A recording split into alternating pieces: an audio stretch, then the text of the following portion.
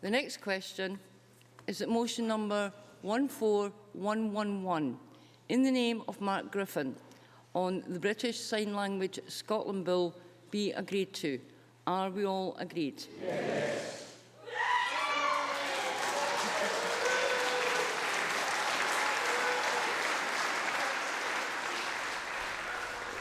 Wow, I can't explain. It's fantastic.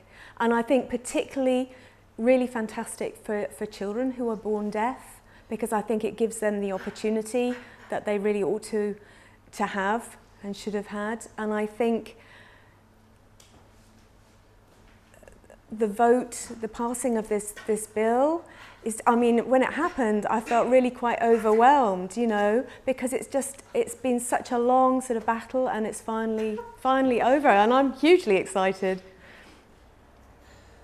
It's been a very emotional day, and it all dates back to the conference in Milan, where sign language was banned and oral education was enforced upon deaf children for many, many years. And finally, we now have some legislation that recognises BSL, and I'm really pleased because I think it will really impact on the future of deaf children and their progress.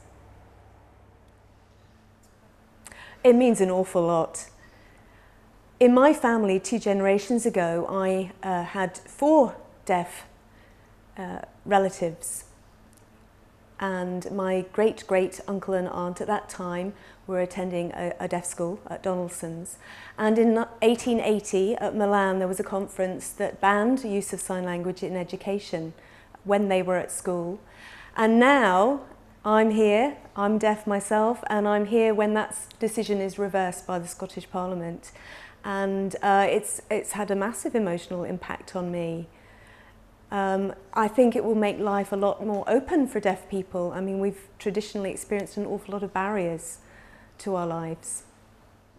Well, when the vote was made, it made me very emotional, hugely proud, I think, but very emotional, because this is such an important day for the deaf community in Scotland, in Britain, and in the world. And I feel hugely excited because I think the future of young deaf people and their education could change as a result of this bill.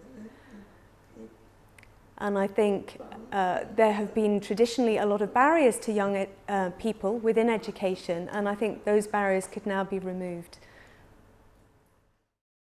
The motion is therefore agreed to, and the British Sign Language Scotland Bill is passed.